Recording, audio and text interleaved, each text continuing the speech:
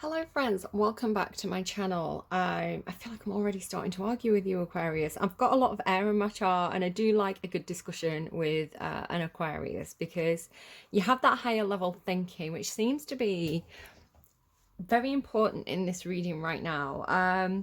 Okay, Aquarius.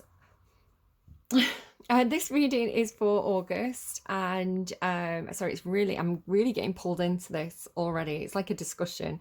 So I'm struggling with the intro already. Right, Aquarius, this reading is for August. I think we're already in August, aren't we? I think it's the 1st of August today when I'm doing this. So this should be stuff that applies generally this month for you. Things may not make sense now, but they may pop up later in the month. So just make a note of things, keep things in mind. It could just be kind of preparing you. You do actually have this preparing for action or preparing for change feeling. I'll explain the exact words that I got. So I heard, it's not time to change.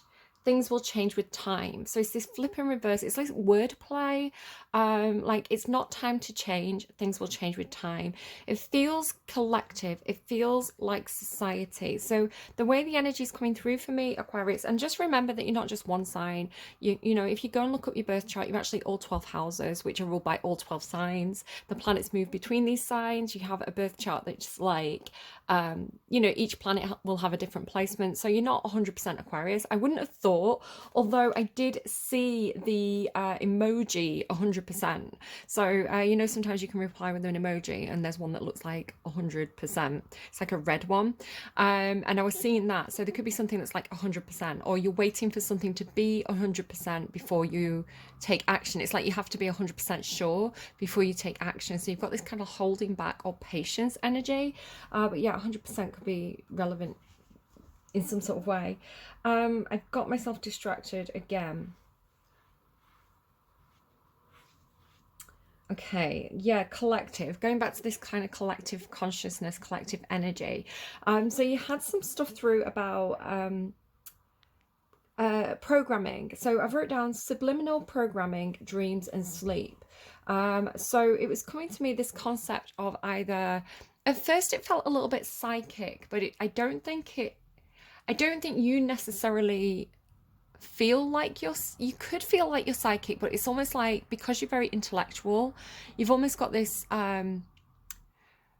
it's almost like a psychological explanation for the phenomenon of things being psychic, or you know, when people see patterns, like seeing the repeating numbers, it's like, yes, you're doing that, but you can see how it's because of how the brain works, right? It's almost like this is how the brain functions. It's coming through for you very much like knowledge, like actual learned knowledge. Like I am a neurosurgeon kind of thing. I don't think everybody watching my reading is a neurosurgeon, but it's almost like I understand how the brain works. I can explain this. So that idea of how, like, perhaps things that seem supernatural or things that seem almost like ghosts or witchcraft, you know, when you can explain it by science and it's factual, it becomes more concrete. So this idea of like, if you went back to Roman times and showed them, you know, a Zoom call, it would freak them out, right? They wouldn't know what it was. It would be like, this must be the gods. When you're like, actually, it's just these little tiny crystals and these bits of wire and, you know, signals, and we've put some satellites up in space. It's like you can explain it, but if you don't have that knowledge, it's just it's so incomprehensible. So you have this whole thing about sorry, I'm skipping around a little bit, but it's almost like that's part of the reading too. So it's almost this idea of kind of like learning from history, learning from the past collectively, so your own personal history, and improving, possibly through multiple lives here on earth. If you believe in reincarnation, I had something, no, I don't know for sure, but I was getting stuff about India. So it could be that somebody's traveling to India from India, knows somebody from India, could be something. But I wonder if it's something to do with like some of the religions that come from kind of like Eastern, you know, the idea of like Buddhism and kind of reincarnation and things like this. So if you believe in reincarnation, it's got this feeling of like you learning through multiple lives, and kind of improving and becoming better and better and better. It's kind of like final form energy. Otherwise, hang on. My cat wanted to come in, so we've got company now. He seems like he's behaving. He's kind of settling down and lying on the bed and going to sleep. He seems quite sleepy. It did wake me up this morning at 4 o'clock, like on the bed, kind of having a mad half hour. I was like, what are you doing? Okay, owls could also be significant. I've just put a t-shirt on with owls on, and owls are kind of like knowledge, right? It was just a, you know, one of those t-shirts that you kind of like have that's like a house t-shirt. I just kind of like shoved it on because I was getting a bit warm. And yeah, so owls could be significant. Sorry, the cat's interrupting me again. This idea of like, what is it? So like I was saying, it's like almost like versions of the self, right? So either you kind of having past lives and kind of like your soul growing and learning through each iteration of you, or it's just this idea of kind of like compartmentalizing phases of your life, and so each phase helps you to grow and to become a better version of yourself, something like this. But then again, it's coming through as kind of collective. So this idea of kind of like perhaps you do know a lot about history, right? So personal history, family history, and the history of the world, the history of humanity. And so it's almost like having that higher education, right? Higher level thinking, higher knowledge, which is perhaps you've almost got this kind of like aloof or like stepping apart from the greater body of humanity, right? Who may not be particularly engaged in education. They may not find that a good use of their time, where you perhaps are more actively interested in learning about things, where a lot of people are just kind of like, oh, I'd just rather watch Netflix, you know, I'd rather just, like, if it's a 10-minute documentary on Netflix, I'll watch it. Any longer than that and I just can't concentrate on it.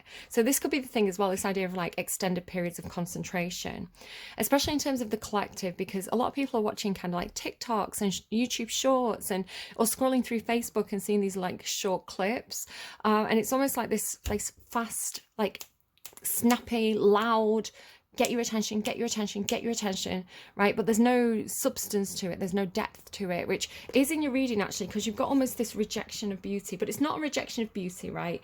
It's also here as well, Aphrodite beauty. It's just that you have this awareness. It's not that there's anything wrong with things being beautiful, right? There is value in, perhaps it doesn't have to be a person, it could be like you're making a cake, right? And you understand that if you want to sell these cakes, maybe you run a bakery, you know, they need to look very tempting, right? You want them to look good, they want to have cherries on top and like pretty swirly icing. It's like they want to look like they taste good, but you know that, you know, in the past you've bought cakes that look really good and they've tasted like poo. So it's like you know, it's not that there's no importance to the surface. And again, this could be talking about like multiple lives. You've also got this thing about like the mirror smashing. So it's like, because it's just a reflection, right? It's just the surface. So this idea of kind of like, okay, yeah, I want to look nice. I want my hair to look good. I want to have, you know, if I put a new suit on, I feel good in it. You know, like this idea of kind of like, there's nothing wrong with that. It's just that there has to be substance there. You know, the cake has to taste as good as it looks for you. You know, and you'll even take a cake that, you know, maybe doesn't, you know, maybe it's like a Victoria sponge, it's just got icing on the top. It's like a, you know, like a dusting of icing sugar. It's not even got any of the fancy decoration, but oh, that sponge, you didn't even know you liked sponge until you tasted that cake. And the cream and the jam, best cake you've ever eaten. There was one like this, we used to get it in work. I work in like a bistro, cafe, restaurant type thing. It used to be like a coffee shop, and now it's turned into like a full-blown restaurant. But it's like there was this blueberry cake, and it was one of the plainest looking cakes, but it was so good, and it was my favorite cake, and it wasn't too sweet.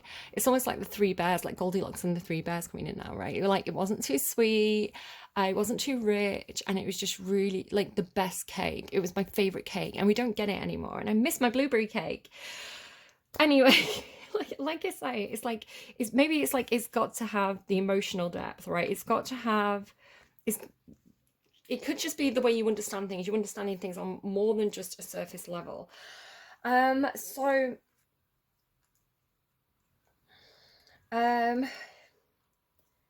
yeah, I'm just kind of like getting my thoughts back in order, because you've got this kind of like swirling energy to you reading it. It's like everything's connected. So, and this is kind of how my brain works. I've got a Gemini moon, and it's like this air sign energy of being able to hold a lot of information all at once, but it makes you kind of scattered.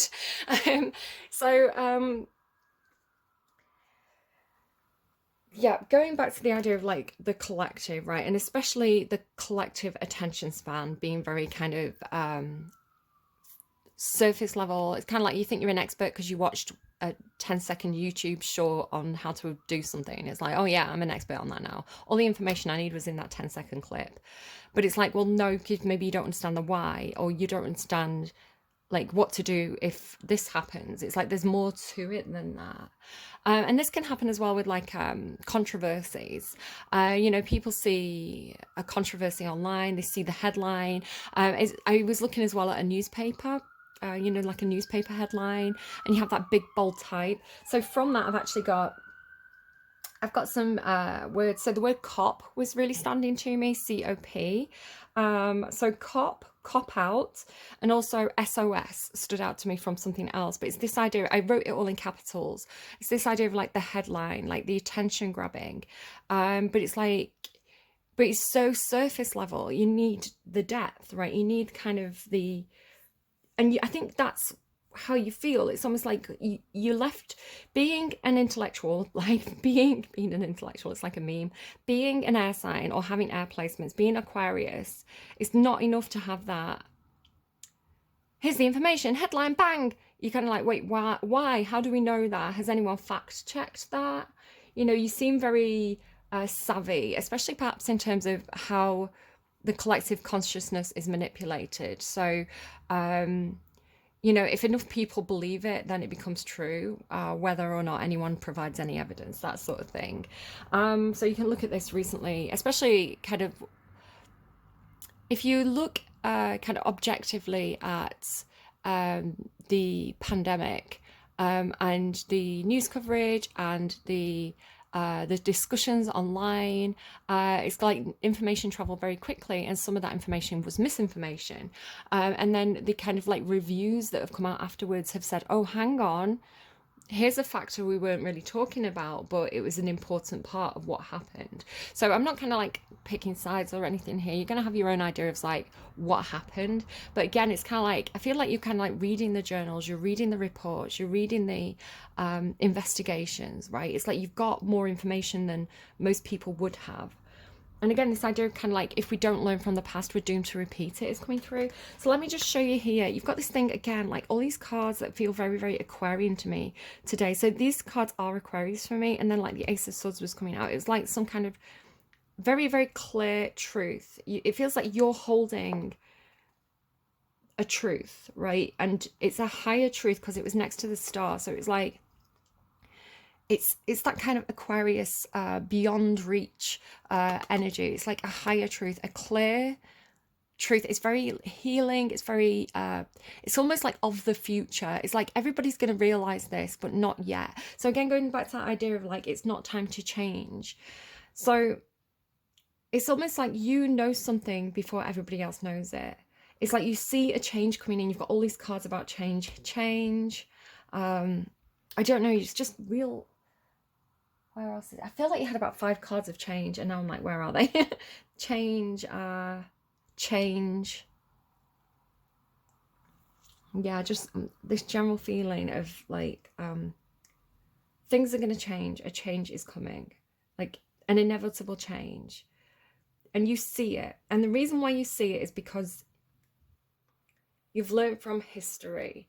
So you had this thing, and again, the King of Swords, like with all his books, so books seems to be important. It was in my notes.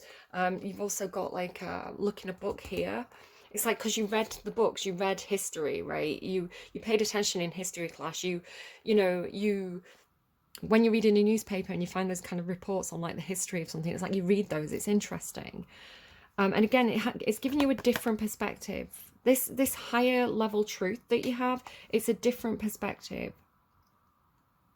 based on knowledge. So this came through here, and it's coming through again and again and again. So it's, your reading starts with this, and you've also got, it's kind of almost here as well. It's like with the seer, and like, I don't know why abundance, it's like an abundance of knowledge and abundance of information. So oak trees always talk to me about like family, history, personal growth, right? What nurtured you as you grew, and what are you reaching towards? So it's talking to me, especially oak trees as well. Oak trees carry this kind of like weight of ancestry. So it's like learning, it's like, because it happened before, it can happen again. It's almost like watching, I don't know, I'm seeing a lot of stuff about kind of like the French Revolution at the moment. So the idea of kind of like seeing the pattern, right? Seeing historical patterns, right? This revolution happened because of these factors. These factors right now are happening in society. The potential to have a similar, you know, the potential for it to go in certain ways is here. The factors that are going to determine whether or not it goes down those paths is this, this, and this, because that's what happened last time. It's like, okay, if people can't afford to eat, you know, there's going to be a revolt. If people are kept comfortable, you know, they're not going to be as eager to, you know, have a revolution. It's all these things about like, you know, looking at kind of like the social, political, financial kind of factors of historical events, and then seeing the pattern again and again and again. So you had this thing, like I was really drawn to this spiral, this shell, and I thought at first maybe it was some kind of like souvenir, because you had that song as well, a souvenir of a terrible year that makes my eyes feel sore. So all the songs that come through should be in the description box down below if you want to look any of them up. I may miss one or two. It depends if they come through and I'm like in the flow. I might forget to make a note of them. But most of your songs will be through down there. But anyway, the album cover has this kind of like spiral shape to it. It has these kind of stones on it. So I was thinking maybe it is a souvenir. But then I was looking at it because it was with all this kind of like higher truth knowledge. And I was looking at how it spirals, right? And how the grooves line up. And it was looking to me like a timeline. But you know how people say time spirals? So it's almost like looking at it. It's almost like it was looking like moments in time touching, right? Like significant events that feel like they should be separate, but actually being very, very close together. So it's kind of like you're joining the dots, you're making the connections here in some kind of based across time and space. So what he did was, because I'm not explaining it very well what I'm seeing, so I got a piece of string, right, to represent time. So the beginning of time, the end of time, right? It's like a timeline, and then all these kind of like purple dots are, so I'm a bit too close, it's a bit below me. All these purple dots are kind of like things, events that happened, like this happened in like 500 AD, this happened in 1000 AD, this happened in 2000 AD, right? It's like, and then so the probability of being able to predict this one, because that's in the future, right? This change is coming, you can sense it because of looking at historical events. So again, if you're interested in kind of looking at what happens when Pluto's in Aquarius, because that is something that doesn't happen very often, and when it does happen, we have significant change and innovation. So again, maybe looking back historically at what happened last time Pluto was in Aquarius. But again, this idea of like time isn't linear, because the solar system isn't linear, right? The solar system circles. So again, this isn't me making stuff up. You can go look at Professor Brian Cox, who is a physicist, and he does a lot of talks on how time works, right? Time isn't linear. And so again, you're coming through like with that Doctor Who energy again of like wibbly wobbly timey wimey. So how you see how they're lining up now. When you wrap time, you can see how events are connected, even though they may seem very, very separate.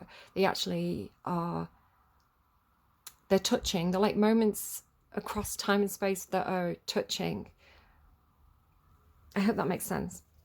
So it probably does. I probably over-explained it because I'm talking to Aquarians. So you're probably like, yeah, tell me something I don't know. But again, this idea of kind of like, because you've got these cards that you've got this energy coming through as almost like holding back or patience. Again, it's like, it's not time to change.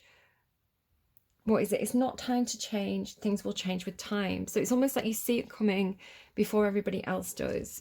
Again, with this kind of like King of Wands and Knight of Swords. Now, these are two action takers. They're actually some of the most impulsive, fast acting, energetic cards that there are. It's like if the King of Wands and the Knight of Swords is here, there's probably some real swift, spontaneous action being taken, but there's almost something that feels like patience to me about the imagery, because he's not actually sat in that chair. He's almost like he's not quite in the driver's seat yet or something like this, and he's not quite pulled. It's not sheathed, but the way he's holding it is like he's looking to unsheath it, right? He's not drawn his sword yet, but it's ready, right? It's ready. So you're ready for a change, even though it's on the horizon. It's not quite time yet. You've also got this thing about the Queen and the table. Now, I want to say that you're coming through as the King of Fire. Well, there's also, again, you're coming through as masculine, but don't worry too much about your own personal gender coming to this reading. It's just how the energy is presenting itself. So again, don't get too hung up on that. Flip and reverse it if needs be. But you're feeling like the King of Fire, and then you've got this other energy that's feeling like the Queen, who is, if you're all in this fire energy, the Queen's all in this emotional or like feels psychic, this sensitive, empathetic, gentle energy. It feels like it could be coming to you in dreams. Again, it's almost like the signs and the symbolism coming to you in dreams, and then like analyzing your own psychology of that. So I do talk about kind of like the anima and the animus sometimes in my readings. It's like, who is this queen, right? The Queen of Light in some sort of way. It could be you. I don't know. I don't know who's who in this reading. I'm going to be honest with you. And it could be that these are two aspects of the self. Again, like your persona and your anima, or your persona and your animus. Because you did have something about projecting. So the Dream Girl Evil song by Florence and the Machine talks about basically someone projecting both their ideal of what a woman should be onto their dream girl, but also kind of their darker concepts of what a woman is onto the same girl. And it's like neither are true, right? It's just this projection. So again, you've got that feeling of perhaps like smashing the projection, smashing the if somebody's built up an idea of who you are based on their own inner programming, it's kind of like you're smashing that, you know. It's you're breaking the perception that this person has of you. So let me just read this. It says, did you miss me? Walk on water just to kiss me. Oh, come and get me. Drag me out. Destroy me. I've been expecting you. I'm ready. Deliver me that bad news, baby. Am I your dream girl? You think of me in bed, but you can never hold me. And you like me better in your head. Make me evil, and then I'm an angel instead. Did I disappoint you? Did mummy make you sad? Do I at least remind you of every girl that made you mad? Make me perfect, make me your fantasy. You know I deserve it. Well, take it out on me. Am I your dream girl? You think of me in bed, right? So, again, this idea of the projection, and then the actual kind of the storyline that it has on Spotify about this says, and this is a quote from Florence and the Machine, this was an incredibly liberating song to write. It is a cry to be seen not as a devil or an angel, but simply as human. So this idea of like, especially with social media, right, it's like you have to, you're either vilified or glorified, right? There's no in between. You're either seen as perfect and infallible, or you are corrupt and you need to be deplatformed, right? There's no in between. And where actually a human being is neither wholly good or wholly bad, you know, with a mix. You know, Aquarius sits a lot in the super ego, but and denies the id, but the id is still there, right? It's part of the shadow. So yeah, really becoming whole, really having that kind of yin yang balance, really means that we have to stop with this kind of like black and white thinking and start accepting that there's grey areas, especially in terms of history, right? There's different perspectives on historical truths. So yeah, it's tricky. So again, just talking a little bit more before we go into the cards about the idea of you may be thinking about AI, right? The idea that AI it's already happening. It's unstoppable now. You know, they said don't connect AI to the internet. It's all over the internet. You know, this is our truth. This is our reality. This is the way the world is changing. We can't put it back in. We can't put the genie back in the lamp. You know, we can't put the chaos back into Pandora's box here. It's out. So this is an inevitable, sorry, I shouted then. This is an inevitable change, right? This is something that is happening. Maybe this is something that you get very worked up about when you're discussing it.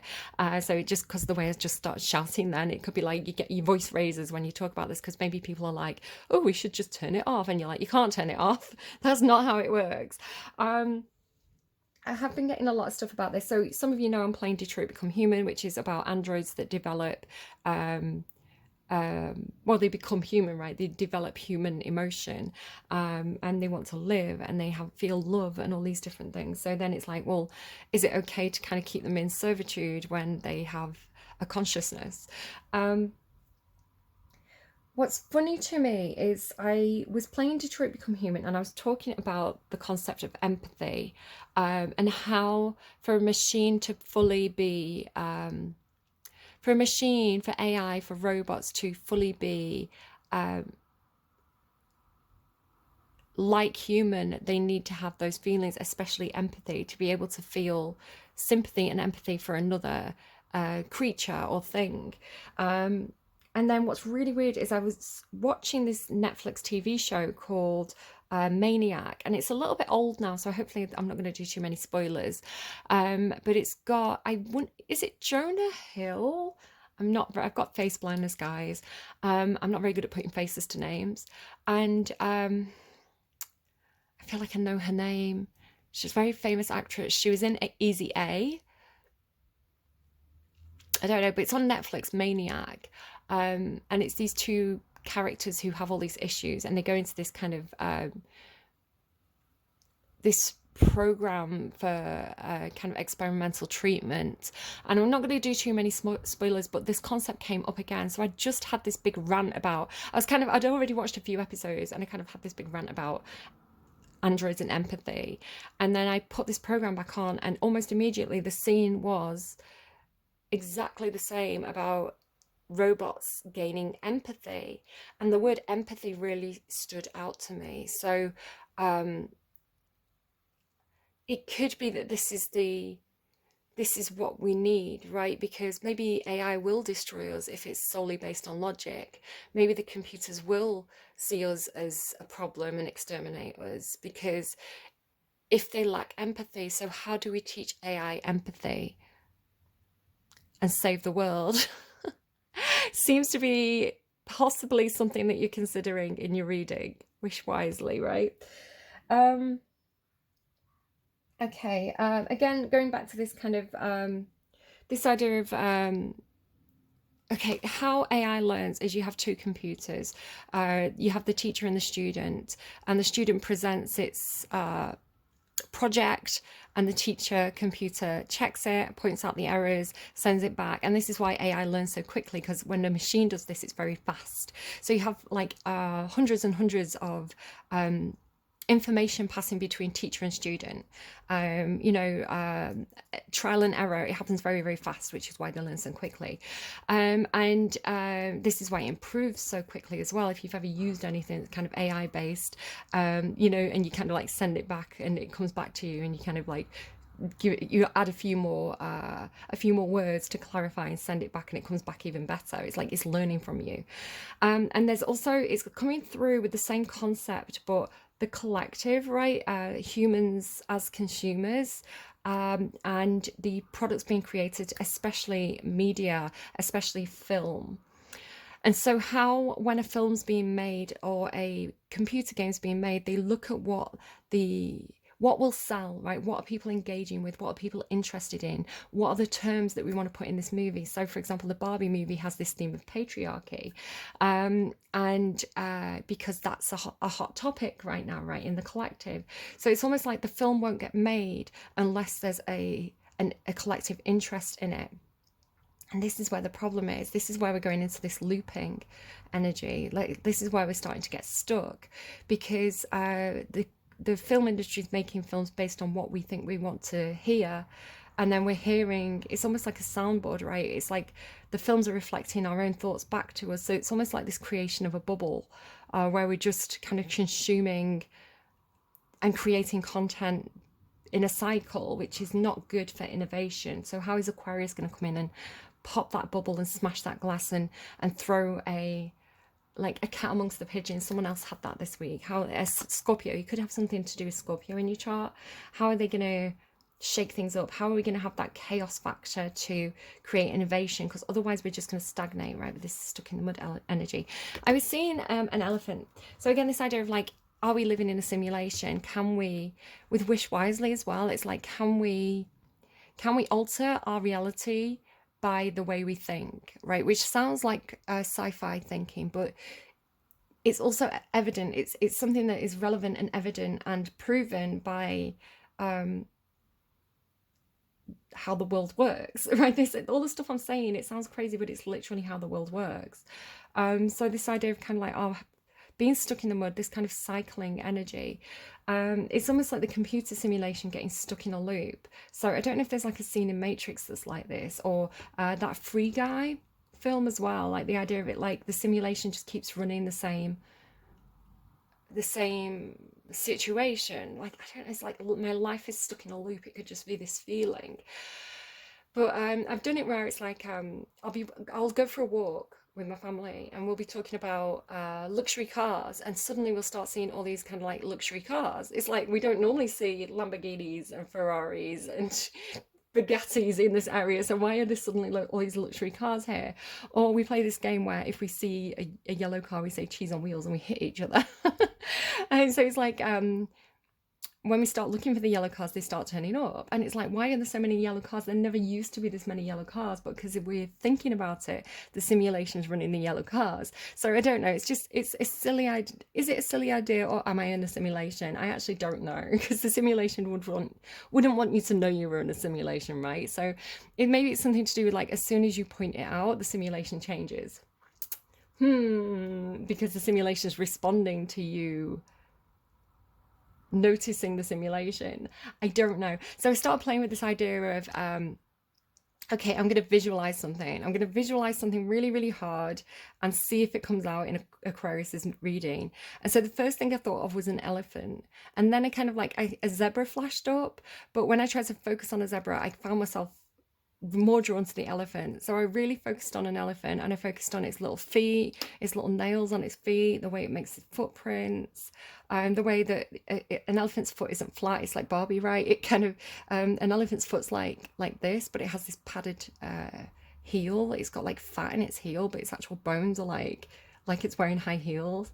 And I focused on its skin texture and all the like grooves where the mud gets stuck, and its little tiny bristly hairs, and how they flap their ears when they're excited, and their little thin tiny tail, and how they poop, and you know, how, like the way their hips are shaped, and you know, the way they use their little kind of sensitive nose to kind of move things around and pick things up and manipulate the environment in a really gentle and actually quite a refined way. They've got a really good kind of fine motor skill with the trunk. And like I thought about everything I knew about elephants in as much detail as I possibly could, and lo and behold, you've got an elephant in your reading. Yeah. So yeah, I don't know. Here's where the story ends, right? But when the story ends, we get a new book. Okay, I'm just going to go through a few other random little bits of information that came through. So again, the word cop, someone could be a cop, something could be a cop out, SOS, 100%. Someone could have something that's like a soundtrack to their life. So it could be like you are listening to the soundtrack from a movie, perhaps, or you've got a playlist that's kind of like movie soundtracks. But as you go about your day, listen to it. It's almost like you're the hero of the story. I got the name Franklin, so this could be a first or last name. It could also be a place, right? Like it's like Franklin. I think I'm thinking of like the Lincoln Memorial. Is there like a Franklin Memorial? I think Franklin was one of the presidents, was it, of the US? Like Roosevelt, Franklin. I don't know. Maybe I need to learn more history.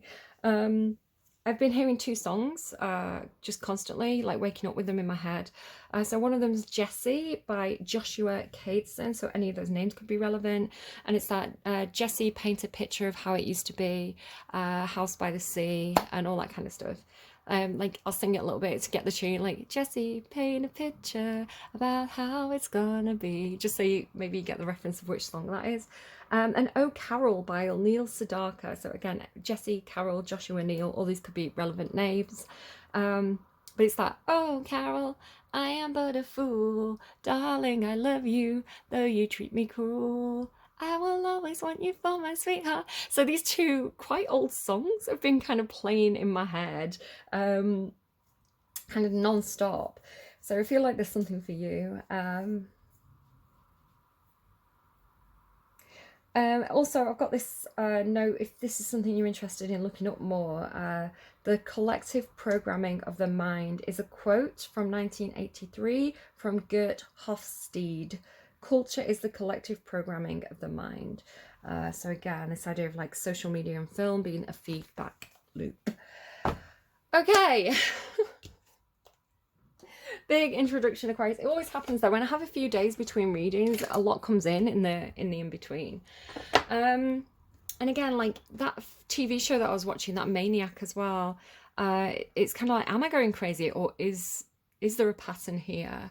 And there is a pattern to the universe, right? It's called sacred geometry. If you want to go look at sacred geometry, especially around the number 3, which the crazy thing is you've got all this 3 energy here. So 1 and 2 makes 3. It's followed by 3.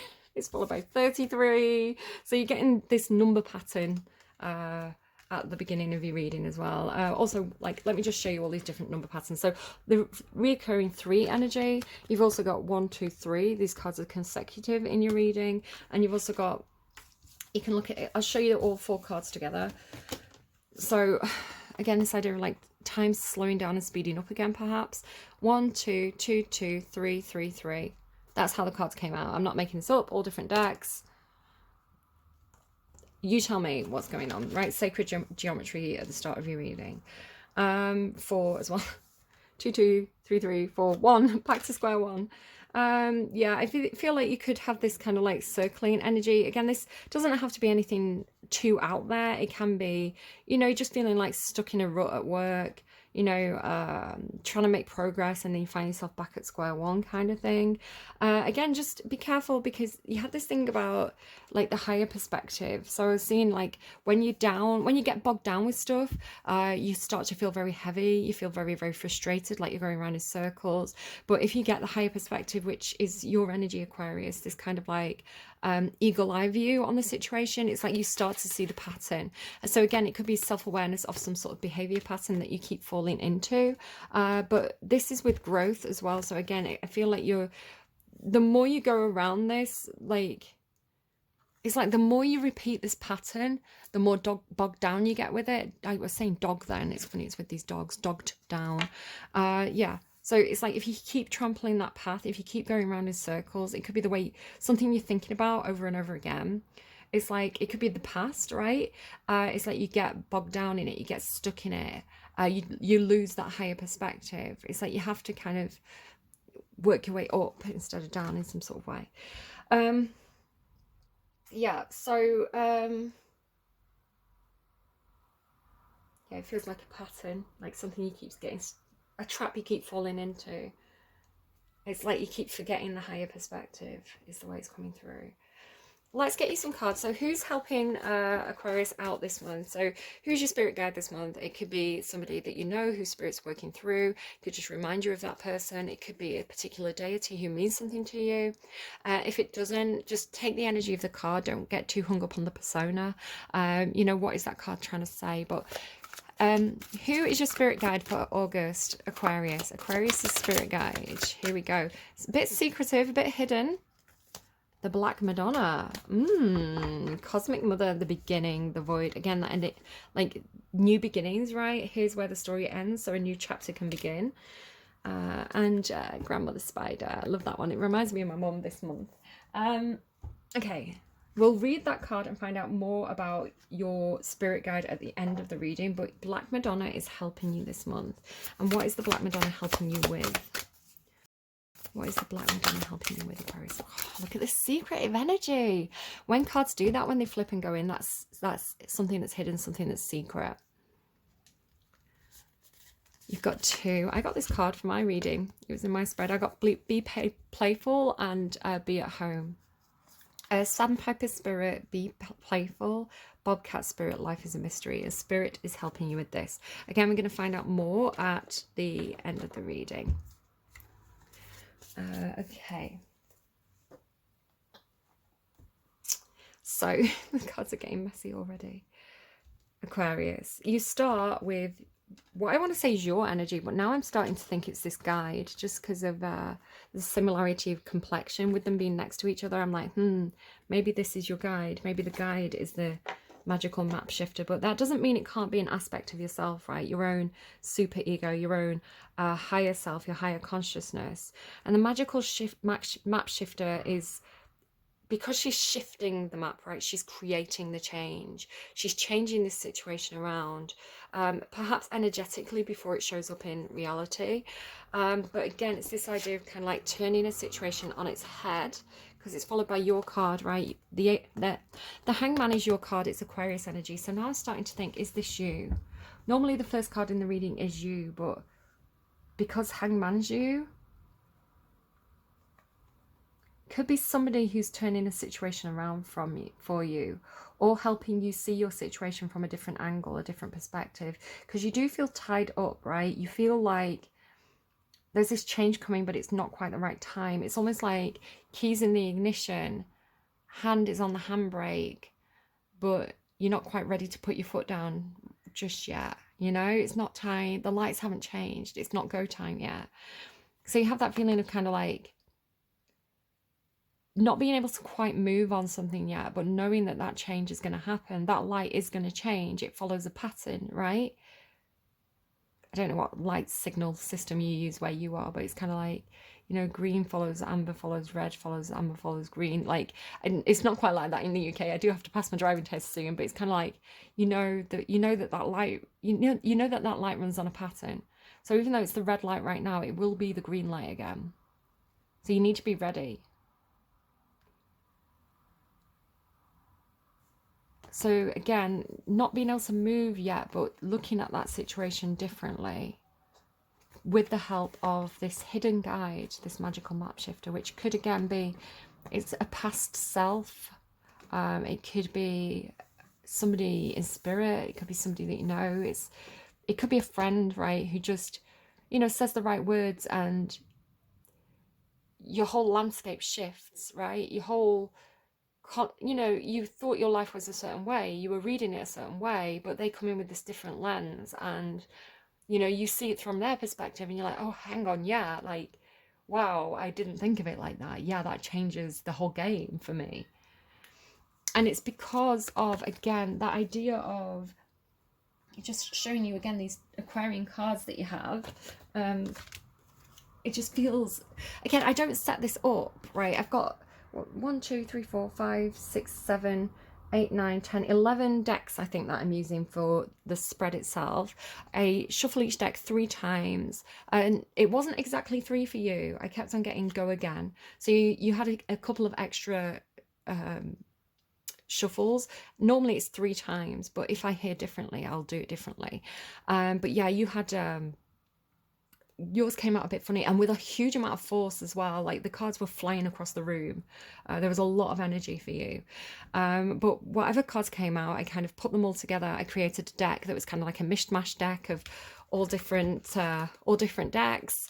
Most of them are by Colette Baron Reid or Stacey DeMarco if you're looking for them.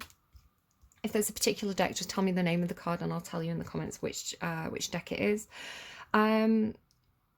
But yeah, it's I feel like almost your cards have come out exactly with the Aquarian cards, right? It's almost like these 3 cards have started your reading. I'm going to have to move your guides to the end, I think. Do you see what I mean? So magical map shifter is almost this star energy, right? It's like she's got that light of the future coming in. And then this is the change of perspective. It's literally the same card, the Hangman. All Aquarian cards. And then Wisdom, the King of Swords, like with all his books, right? Again, it could just be... It could be your energy. It could be, again, your super ego, right? This kind of higher self.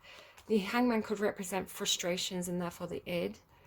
And then the King of Swords is you kind of in your ego, kind of like how you see your life, possibly. But again, this idea of like reaching for a higher truth, reaching for new knowledge, reaching for the future on the platform of the knowledge of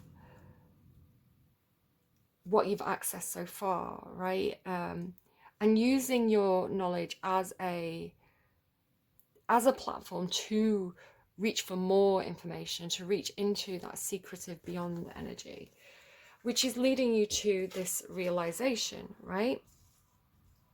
The realization of a different future, because again, look at the books here, look at this, you have all this book energy, like look in a book, because you read, right? Because you read the experience of others, because you have empathy for others, because you read experiences that are not your own and you empathize with the characters in those stories, right? You can have this, you're not stuck in your reality. It's the idea of kind of, our brain only has the information that it's been given, right? The machine only has the information that's been input into it. So if you didn't have access to books or media, or perhaps if you lived in a farmhouse in the middle of nowhere, all you would know would be that farmhouse, right? You wouldn't have the stories of others to reference. So the only future you could predict for yourself would be based on the things that you knew from your environment. And so it's really important to have books and films and stories and interactions with others where we hear these different paths that we can have for ourselves. You know, we can predict a different future for ourselves based on the experiences of others. So why that's so important to us, it could be maybe you've just watched the Barbie movie, the idea of like Barbie teaches little girls that they can be doctors or astronauts because they get to play with those characters who have those jobs. So it's something like that, but you have all this, it's like, it's not just, he says she's kind of like gold. It's not just herself and her own story. She's carrying all these stories of others, right? All this life experience of others. Perhaps because you are very empathetic with the messenger of water, because the magical map shifter is bringing in the message of water, and the message of water is coming through as empathy, right? So it could be somebody who's empathetic to your situation, or who understands your situation, or who like they're coming through with emotion, like it's a message of emotion, a message of support, a message of things will change, things will improve perhaps. But again, it's coming through with this message from the magical map shifter. You're having this realization, and you're having realization of a change, right? A change that will happen with time and discipline. So it could even be that you are accessing higher education because you know that this is the pathway to change your reality, right? It could be like, if I don't go to university, my options are work in a shop. You know, I could I don't know, do some kind of untrained, unskilled job, or I can work very hard to gain education, to change my reality and become a doctor, a teacher, and get a well-paid job. Not always the case for everybody. There is a lot of controversy at the moment because, especially in the UK, people are going to university in actually kind of record numbers, getting these massive student loans that they never going to be able to pay off, and the jobs aren't there. So you get this qualification, and then it's like, unless you go and do a master's and a PhD, you're not going to get that job. There's not enough jobs to support the record numbers of people who are following this self-improvement path. So, but yeah, it could be something like that. Like, and again, it could be the realization that a change is coming collectively in time, but change takes time as well. It takes time to change a collective opinion. So when I talk about collective opinion, it's kind of like a majority opinion, right? The mainstream view of something. You know, it used to be the mainstream view that, being gay was wrong. And now I think the most popular mainstream view is that, hey, actually it's okay, why is that so bad? At least in the UK. So, the popular opinion can change, but it changes with time, and it changes with patience, and it changes with exposure to the unfamiliar thing. I remember in work this week I was talking with one of my Aquarius colleagues about the Little Mermaid movie, and how they've changed Ariel's skin color to be representative of black people, and how there's like little black girls who are kind of like looking at the Little Mermaid, looking at the princess and going, oh, she's just like me. And this was kind of like the way that the Aquarius was talking to me about this, was like, I love seeing those little girls who feel represented now. And so it's something like that. It's like it takes time, and it has to be, the changes have to come in a gentle, familiar way. If you do a change and it's shocking, people can resist to it. So I don't know what this is specifically for you. It could be a lot of different things, but you do see this change on the horizon, and it feels like a positive change, right? It's just not everybody's perhaps had the same education as you. Not everybody's had the same opportunities as you to see this change coming. So you're kind of like at the head of the boat. It's almost like you're the mermaid at the front of the ship, pushing through that fog into the future, and that everybody else is kind of behind you, but they are on board. It's just that they're not quite seeing as far ahead as you are, because they're not. It's like they're stuck in the mud still, right? They're still kind of like head down, doing the day-to-day, stuck in the system, stuck in the machine. They're not all quite as...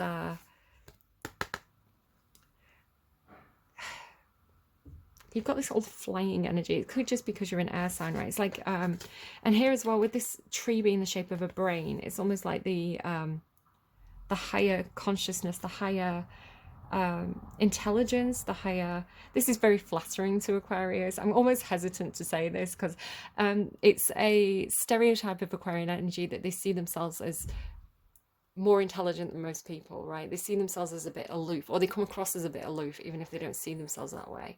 But again, it can just be because perhaps you have to realize that you are in a privileged position if you've been able to access a certain education, or you've had time to think about these things. Not everybody does. Some people are living, like, again, I was talking about this in one of my videos, like some people are living paycheck to paycheck. They don't have time to think about these philosophical, greater kind of super ego questions. Some people are kind of stuck in the mud.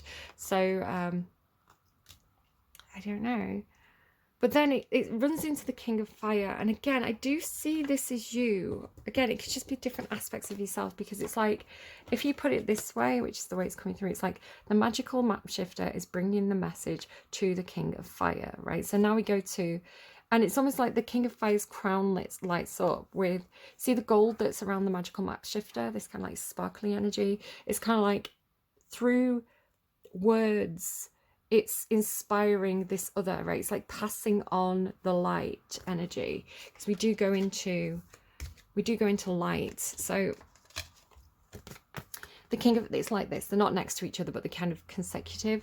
So king of fire and light, the Aquarius queen of light comes to shed love and light onto your current situation and to remind you that the light can penetrate the darkness. Again, I can't tell who's who in this, but whoever the magical map shifter is, right? The fairy queen of light, and you did have queen on your underline from my deck, like she's bringing light onto your situation to help you have clarity, right, to have that realization. So it's the same message again that we saw pictorially at the start of the message, at the start of the reading. So now we could be talking about children, because I said pictorially, right? It's like sometimes you have to see it visually. Like, people are different kinds of learners. Like, you know, you could have some kids in a classroom, you can tell them something over and over again, you could read from a history book and they're not going to get it, but if they see a battle, like a reenactment on a battlefield, if they can put a name to a face, the pictorial element could be very important if you're trying to make a change, right? It's like, use visuals. So yeah, light can penetrate the darkness. Do go and check out Libra and Scorpio's reading. They had a lot about this, especially Libra. It was like Libra was shut out in the dark, like literally, like I was given this dream where I was in a pitch black room, but it's like in that pitch black room I could hear myself think. So it was like I found the light in the darkness, you know. I knew what was happening because I trusted my intuition. So something like that could be coming through. But the king of fire is now given wish wisely. With this knowledge, with this whispered crown activation, use this power wisely, right? Use your, it feels quiet, it feels like I need to whisper. Wish wisely, use your wishes wisely to manifest your heart's desire, because it's like this, it's like a whisper, right? Use your heart's desire and take the practical steps towards making your dreams come true. So it's like, use this knowledge wisely, right? It's not time for everybody else to know yet, something like this. And then it's like this springing into action. So again, it's almost, because again, we had the king of fire. Did I show you that? I did, didn't I? So in the underlying, you have these two cards that kind of like were underlying, which again, king of wands and knight of swords. It's almost like the king of wands has been sat there, perhaps feeling very stuck in the mud, right? Waiting to take action. It's almost like he's spring loaded. He's waiting to jump into action. He's waiting for the map to shift so that he can take action. He's waiting for the light to change from red to green so that he can get going on this. He's like, he's got all this energy. It's also spring loaded, right? He's got this energy all kind of like his muscles are tense. He's waiting to just kind of, he's waiting for the go. And it feels like it's like, here's the go, right? It's like almost like not even like it's go time, but like prepare, like get ready. So it's like he's taking the, you know, he's taking the handbrake off, he's revving the engine, you know, he feels it, he senses it in the air. So then we have the action. I love it. Action, change, motion, air.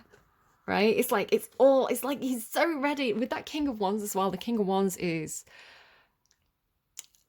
he's like starting gun energy, right? He's like, because he's so much fire. He's so much fire, but he's got the self-control, which is so funny because it's followed by patience. It's like, oh my goodness, all this kind of like putting the brakes on energy, like revving the engine, but the brakes are on. Action, change, air, and patience. It's like it's happening. So it's feeling like that hummingbird energy. If you've ever heard me talk, sorry, I dropped a card. If you've ever heard me talk about the hummingbird energy, it's like a huge amount of energy but stored in one place, like a revving engine, right? It's like this, I don't know why it's coming through all this car analogy. It's like the revolutions of the engine, right? The things are turning, almost like magnetic. You know how like if you coil a wire, it's kind of makes it more, the magnet more powerful or something. I don't know. I'm hearing electrothermal dynamics, which is heat, right? Electrothermal dynamics. So again, a starman energy coming through now. We're talking physics. I'm not getting into that right now. Because it's looking to me like, again, it's like all this energy. It's like all this, because this always looks to me like it's turning, right? It's like a ball turning. She's kind of lost her balance. And then like the motion in the air as well. It's like all this movement. But I can't remember how this was. remember the order of this, but then it's it's almost like a lot of energy, but it's all in one space. Again, with this kind of like turning energy, it's kind of like, you know, if the timeline was stretched out, it'd be like this, but it's not. It's like all that energy is just like a spring or a coil, right? It's like it's there, but it's tension. What's funny is at this point, Father Time left off the table. So you've got time and discipline here, and then Father Time left off the table. So it's almost like with patience as well. It's just this thing about time compressing or time circling itself, or it's like it's not time. With time, Father Time getting off the table, it's like it's not quite time. Like, but it's almost like maybe it's the build-up of excitement, right? So this. Is it time? Is it not time? Is it time? Is it not time? It's like increasing the tension in the air, which is making it more exciting. So there's a point to it. There's a reason why this energy's circling. And it says, look in a book. So it could just be, take your mind off it. Take your mind off it. But whatever your question is right now, you'll find the answer in a book. The words you find will bring the insight you seek. You get a lot of books energy, Aquarius. I know at least 2 examples where in an Aquarius reading, books have been important, because I know that you had the fairy reading. I swear that was an Aquarius reading. You had this reading, it was all about fairies, and I ended up reading fairy tales by Stephen King. It was like it was telling me about the book. And then I know I've gone through and kind of like looked at like the Iliad and things like that, and I've literally opened a book for you and we found a page. So maybe this is becoming a feature of I know which book I'm going to use. I don't know why it's that book, but it is, and I feel this weird feeling in my stomach looking at it. Maybe this is what we do now in Aquarius readings. Maybe we look in a book. Okay, give me a second.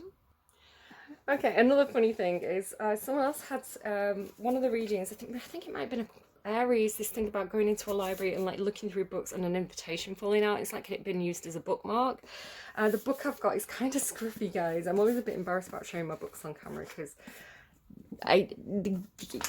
they're not treated well by me. Joe from You would be not happy with me. Yeah, I flicked through my book and I had something I was using as a bookmark, and it would have given away my dental practice. So I'm glad I took that out. The book that I've got first, I've actually got 2, is SPQR by Mary Beard, who's a brilliant historian on ancient Rome. So again, this idea of like possibly this historian energy coming through for you, whether that's you or you've just got an interest in history, maybe not. But this is the one that I'm going to flick through. And again, just very water damaged and things there. What are we going to get from Mary Beard, she's one of my heroes. I absolutely love her. So we've got an imaginative reconstruction of Augustus's new forum, which survives only in small sections. Best now viewed from Mussolini's road, the Via di Fori Imperiali, which overlies most of the forum's piazza. Sorry. I got a first in classical Latin and I'm bad at current Latin, and I still can't pronounce anything. Italian, sorry. Though certainly unreliable in detail, the drawing gives a good sense of the elaborate and highly planned character of this new development, in contrast to the rather ramshackle image of the old Republican Forum.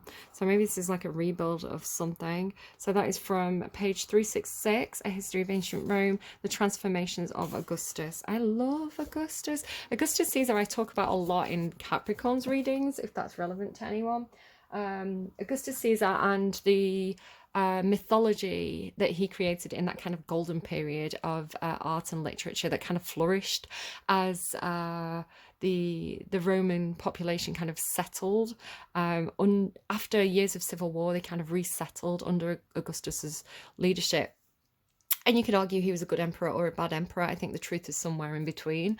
But yeah, they definitely had this flourishing of the arts. You had like Ovid and like rebuilding of the temples and all this wonderful stuff. So and then again this burst and like this interest as well under Augustus and Maecenas and the writers like Livy and Ovid, of kind of like the recreation of Roman mythology. They recreate the mythologization of Roman history, to be a canon that equaled the Greeks. That was kind of the intention.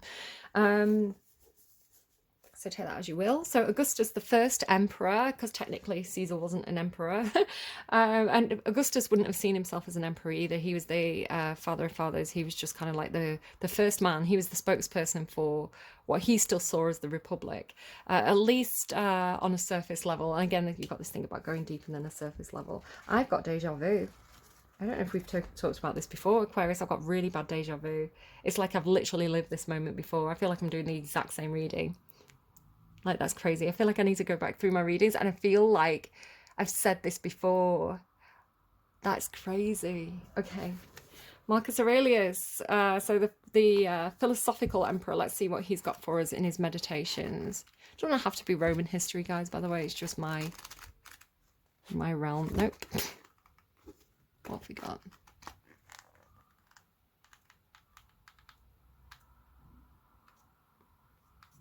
I'm feeling it out intuitively. Right. The universal cause is a torrent, sweeping everything in its stream. So, man, what does this mean for you? Do what nature requires at this moment. Start straight away, if that is your power.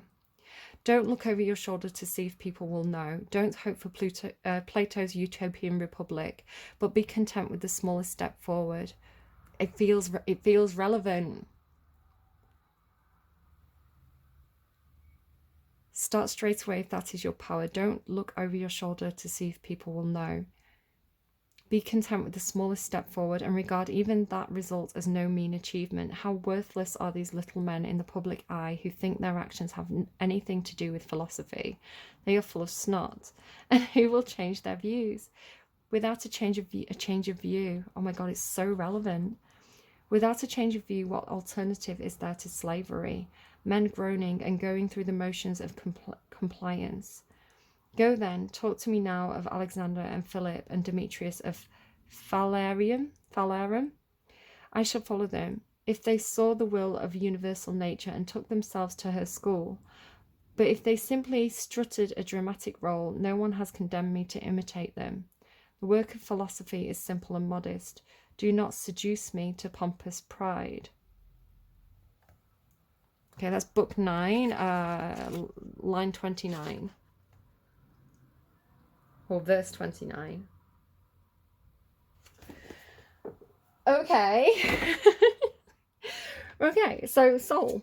The soul is more important than any surface level beauty. Seems to be in the message there because beauty fell off the table. Prosperity, the soul being prosperous. I don't know. All this energy as well of like patience, father time, discipline. It feels very, very Saturn. So Saturn is kind of like the time master father, kind of like he expects discipline, hard work. But there's something about like this card, like just I'll show you these kind of cards together. Transformation, right? This transformation is the death card in this deck. With Cerberus as well, guardians and discipline. It has this feeling of soul guardian energy. So your soul guardians, your spirit guides, if you like, and the idea of possibly multiple versions of the self. I'm just noticing like the 3 has the 4 heads. Maya Medan. This feels very Virgo to me as well. I don't know if you've got any Virgo in your chart, but maybe the idea of kind of like being born again, right? The idea of kind of like having multiple lives, multiple faces. Again, the idea of like the soul being more important than the surface level beauty, the mirror smashing, all this kind of stuff. You've also got commitment as well. So it's almost like the commitment to something across multiple itinerations or timelines, or kind of like a bit like it's like Highlander or something. I don't know, maybe not Highlander. What would it be like? Parallel lives, you know, like multiple versions of yourself with the same purpose. And then this is followed by magnetism, right? Attraction, like guardians attracting in, I want to say that new future, right? The new version of the self, because you're growing, because you're getting out of that stuck in the mud feeling. You're having that personal growth. I want to say it's personal growth, right? It's like the different, even if it's in this lifetime, it's like the different versions of you. Again, don't worry too much about how you personally look. You don't have to look like this specific man, but the idea of kind of like multiple versions of the self, like the new and improved version of you, because you've accessed some new education or you've accessed some new information that's going to improve your life, or that's going to make you be a better version of the self. Because this attraction, right, this pulling in the new, is followed by this Jaguar spirit release, and it's looking to me like almost like it's like one coming out of the other, right? It's like this, the new version of the self coming from the old version of the self. It's like this overlay or overlap is the way I'm kind of seeing it. And that's also with self-love as well. So the idea of perhaps being kind to yourself while you're in this stuck patience energy, knowing that although perhaps there's no physical movement of the environment or of the situation itself, you're improving in that environment, right? It's like it could be something like you're outgrowing your environment because of this new perspective, because of this higher perspective. It's like you've gone, it could be a situation, let me give you like an example. It could be that you grew up in a certain place, you know, like I was talking about that girl on the farm, you know, in the mountains, miles away from anywhere, but she reads books. A bit like Belle, right? Beauty and the Beast. I think you had Beauty and the Beast in the last reading. You know, so she's from this little town full of little people every day like the one before, you know, but she's growing because she reads the books, right? And she's reaching for a reality that's outside of her reality. She's reaching for an experience that's beyond her kind of the current environment that she's so stuck in with her books, you know. And the idea of like she's growing within that environment, personal growth.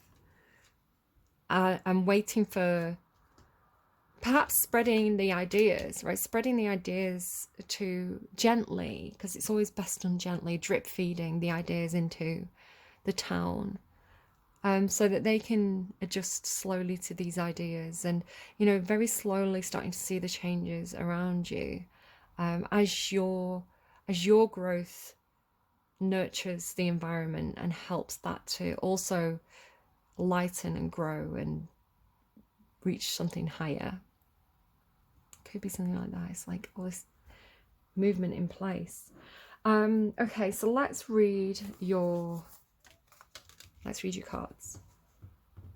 Could be something like, if you're trying to teach something to others, try and do it in a playful way.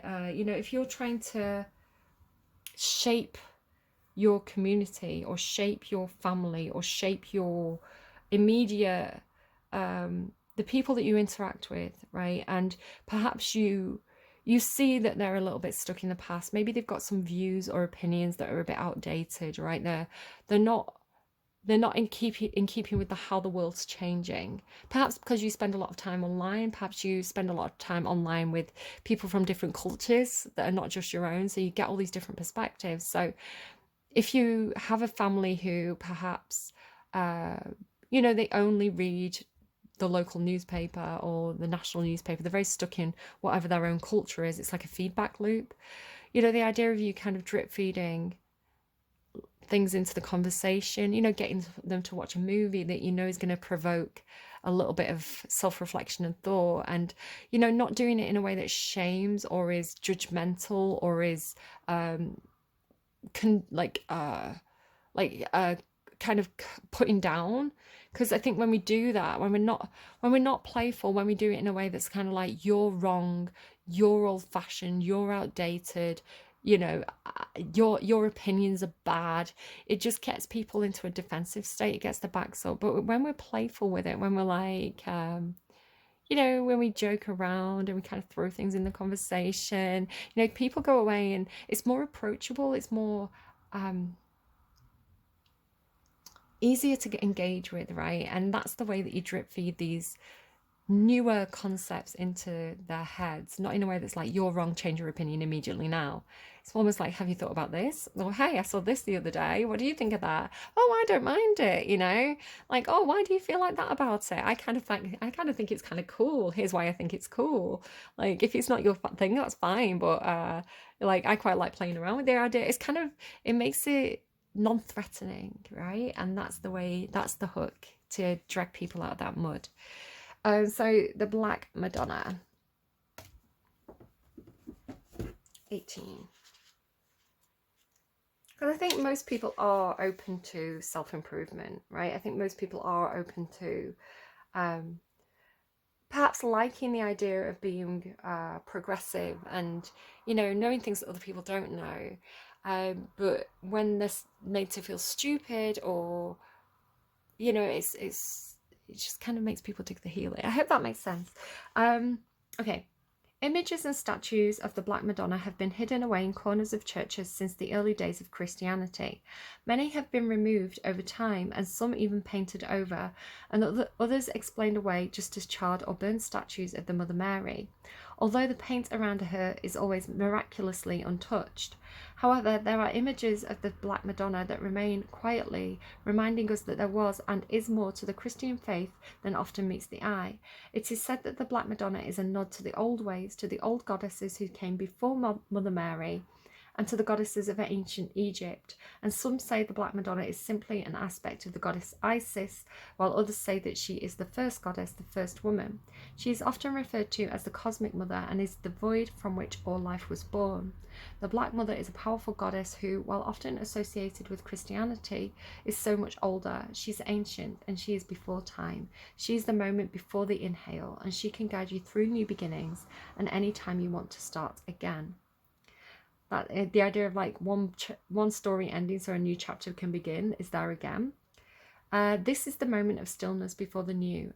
The moment of stillness before the new. But there's all that excitement in the air. Prepare yourself for the journey. Take a breath and jump into the unknown. Your reading's really exciting, Aquarius. I'm like, what is going on? Maybe you're going to start playing around with the AI. I keep getting offered it. I think it's Bing. It's like, hey, have you tried using your new AI assistant? And I'm like, I haven't yet, no. Thanks for the offer. Hanging out with Chloe in Detroit Become Human. Okay, sandpipers are like cute little clowns, poking their beaks into the sand before darting off to chase the waves. The appearance of sandpiper spirit is a sign that now is a time to engage your playfulness. Whatever tasks you have before you, perform them with a lightness of being. Explore the familiar, discovering the new in the old. Those who don't learn from history are doomed to repeat the mistakes, right? I love it. Who knows what treasures await you if you let yourself laugh and have fun? Sandpiper Spirit's happy and curious nature can help you feel rejuvenated as you remember your ability to run and fly and dance playfully. Maybe it's the opposite way. Maybe you're not the historian. Maybe someone in your family is really engaged with history. Maybe it's the kind of thing where, like, you're going on a family trip, you know, granddad, dad, someone wants to keep dragging you around all these old museums full of old things, like these old historical sites, and you're like, do we have to go to the Roman Forum again and learn about these old dusty people who are not relevant? But it's like, that's the thing. That's the thing. They are relevant, because if something can happen once, something can happen again. Just how the Roman Republic fell, right? Just how the French Revolution happened. Just how the British Reformation happened. Things happen and they can happen again. Political systems change, right? Nothing is fixed. Nothing is forever. Everything has a expiration date on it. It's just a matter of when. So watch out for the signs, look for the patterns, learn from the past. That magical map shifter, if that's an older relative trying to teach you about history, they're teaching you something quite important, actually, and it is relevant. You know, the setting may be different, but the people don't change, you know. Yeah, people's opinions might change, but human nature has always been pretty consistent, to be honest. Especially, like, I don't know, I think, you know, when we're in times of stress, when we're situationally in a bad situation, it brings out the worst of us. Sometimes it can bring out the best of us, you know, but as a collective, you know, when times are hard, things get shitty, people get shitty.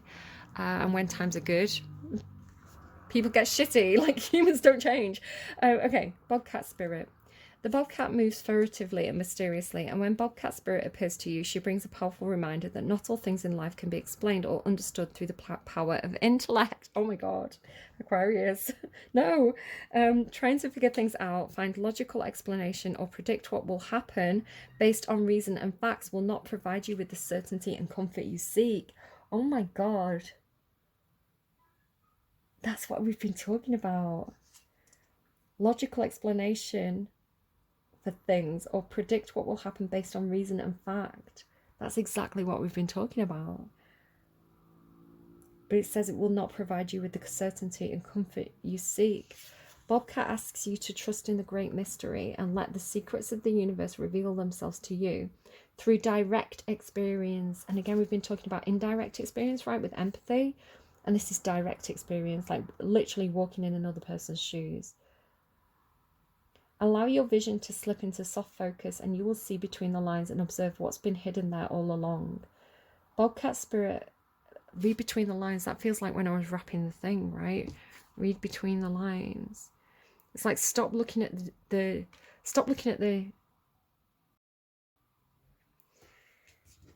it's looking to me now like don't look at the grooves, look at the raised areas, right? It's like you're looking at the situation wrong, flip it.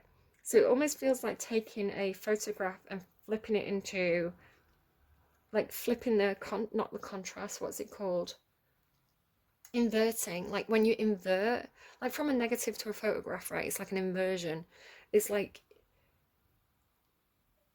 you're looking at the dips and you should be looking at the raised areas or something. Maybe it's like a glass half full, glass half empty thing. You're looking at your situation in the, you're focusing on the bad, you should be focusing on the highs. I'm freaking out. Okay. Bobcat Spirit helps you know intimately the pulse of the divine in the world. Trust in the wisdom and revelations that come to you, and yet know that understanding may not come as you would like it to. What you experience through your heart and intuition, which comes to you as the voice of your inner knowing, will guide you now as you accept that secrecy is woven into the fabric of existence. I was talking about the secrecy, wasn't I, of the cards, of these cards. They were being secretive. No matter what, the appearance of Bobcat Spirit is a sign that you are being called to trust, even when what is revealed does not agree with your need for intellectual certainty. And it's 12133 on the timestamp. So progress is very much one step forward, 2 steps back, 2 steps forward, 1 step back, right? And it's 1341 on the timestamp. Yeah, on the actual, not timestamp, but the literal time. Okay. Let's get a song for Aquarius. I'm slightly getting a bit freaked out. I don't know if you guys are too. Aquarius, please. Everlasting Love by Gloria Estefan. The lyrics aren't coming up. So it's hearts go astray, leaving hurt when they go. I went away just when you needed me so. Filled with regret. I'm trying to Google it and remember the lyrics at the same time. Filled with regret, I come back. Hang on, let me just pull it up. Gloria Estefan. Everlasting love. Yeah, okay. Hearts go astray, leaving hurt where they go. I went away just when you needed me so. Filled with regret, I come back begging you. Forgive, forget, where's the love we once knew? Open up your eyes, then you'll realise, here I stand with my everlasting love. Need you by my side, wanna be your bride. You'll never be denied everlasting love. From the very start, open up your heart. Be a lasting part of everlasting love. Okay. There you go, Aquarius. Take that as you will. Leave it if it doesn't resonate. Go and check out your other placements. You may find, if you... Do you know what I would recommend, actually? Whatever your Mars placement is, because Mars is all about how you take action. I wouldn't be surprised if a couple of you have like a Leo Mars placement, because this King of Fire and all this wanting to take action, it feels like frustrated. It's like, I don't want to be stood here on the start line anymore. I want to start the race. I want to start the project. I want to do the thing. So yeah, go and check out your Mars placement, because your Mars placement is going to tell you all about how you take action, you know, what motivates you, what drives you, what fires you up. Yeah, maybe go and watch whatever is corresponding to that sign. Yeah, go and check that out. All right, I hope that was helpful, Aquarius. Please take care of yourselves, take care of your friends, your family, your loved ones, the whole community. You're very good at that. And I will see you again soon. Take care. Bye bye. Oh, and don't get stuck in the mud. Don't. We're not doing this. We're not doing this in August. Nope. We're doing this. Okay, just remind yourself of that. Maybe take a screenshot. Right, this is the energy. No stuck in the mud. Just flying. All right, take care. I'll see you again soon. Bye, friends.